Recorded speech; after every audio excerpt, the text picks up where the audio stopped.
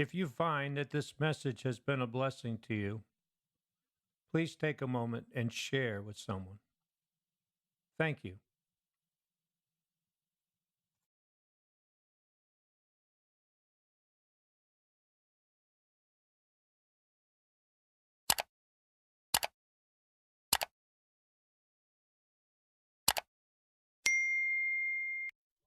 Are you ready? Thank you for supporting Honest News Network.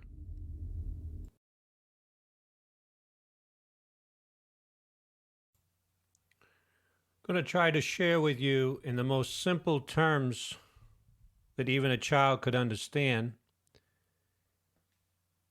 concerning the goodness and the severity of God. I don't think it could be any more simpler than this, and I hope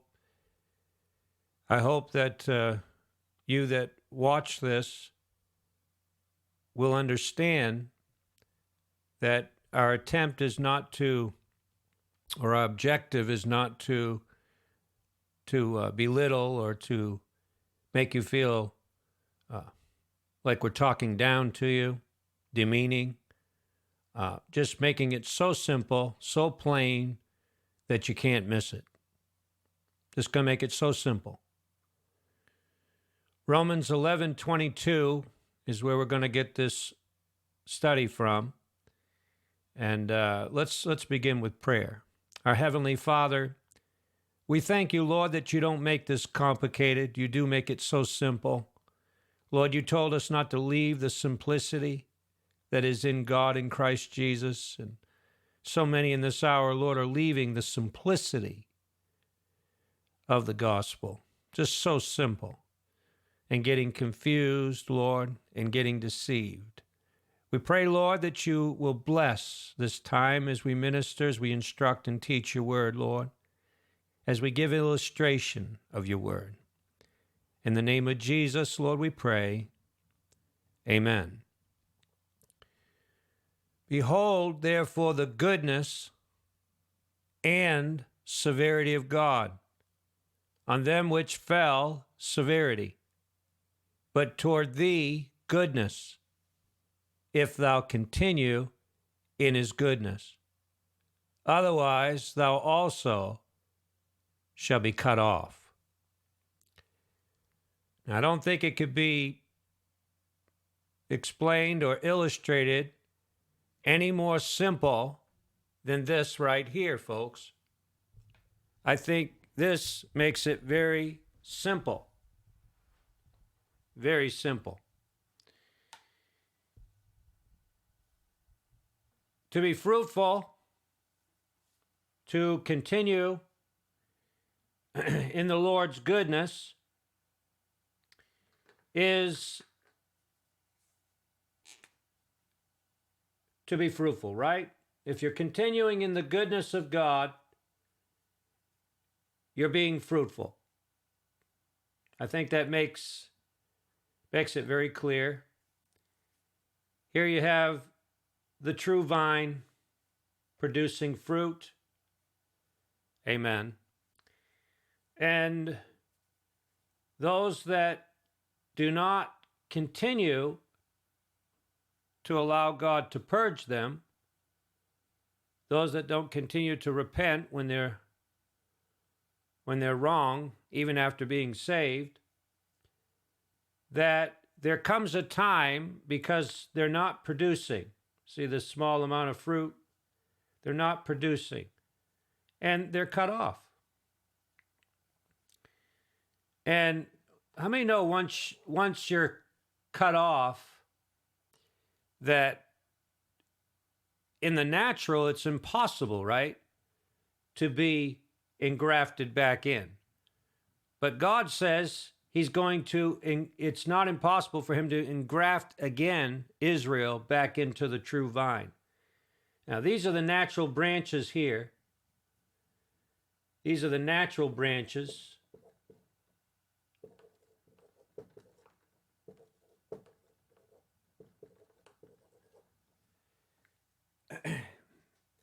And the natural branches have been severed, right?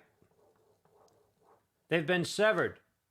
They experienced the severity of God because they did not continue in God's goodness. The same thing that we see here in this illustration can happen to you and I, right? If we don't continue in His goodness and bringing forth abundance. Abundance, brothers and sisters. God is interested in us bringing forth abundance.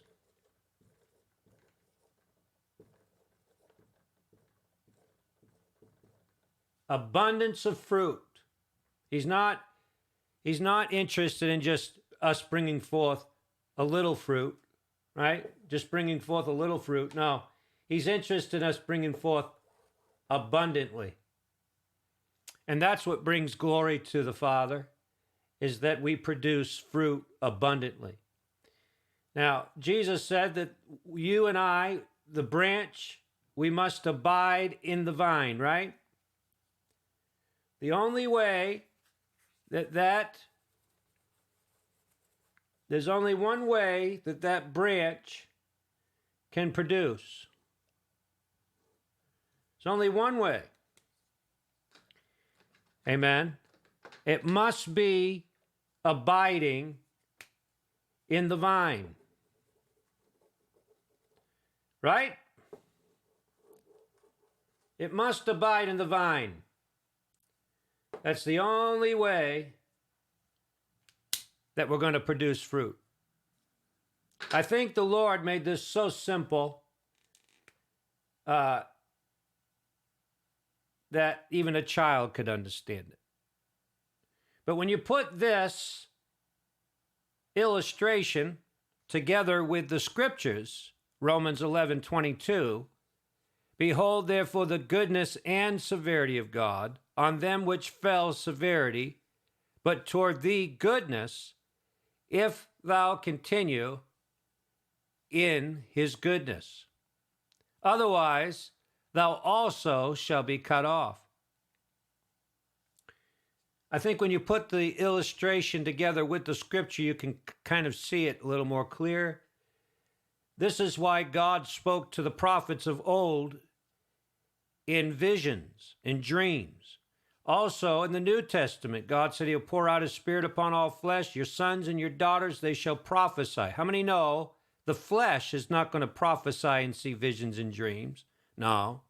He said He will pour out His Spirit upon all flesh, but He didn't say all flesh was going to prophesy, see visions and dreams. No, He said your sons and your daughters shall see visions and dreams, right?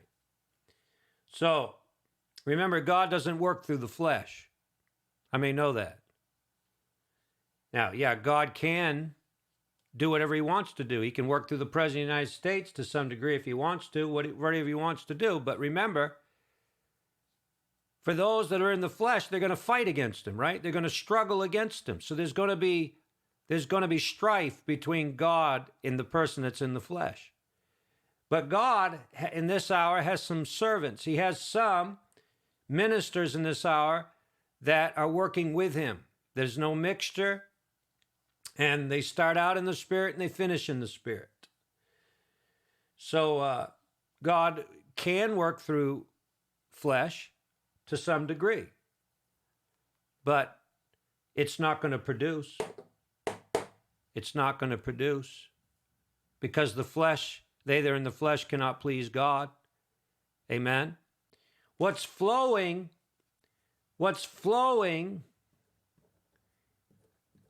in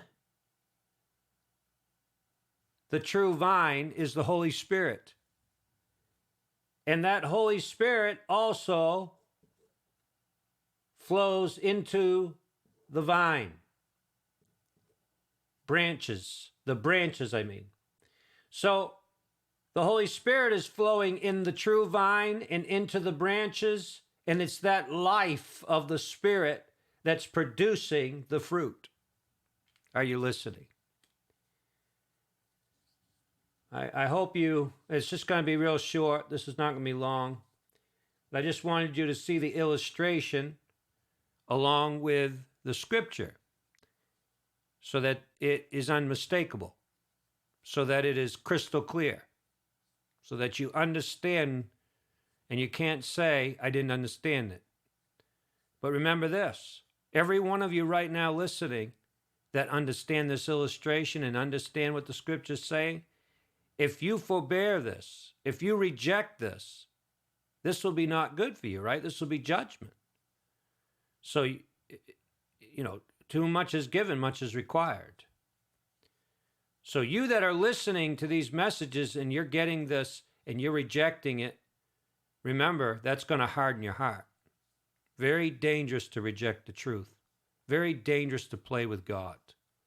So you'd be better off not listening if you don't want to be responsible for the knowledge of the truth. So just a real simple illustration. And I hope it was a blessing to you. I hope it helps you draw closer to the Lord and grow in the Lord and produce more fruit, an abundance of fruit. God bless you.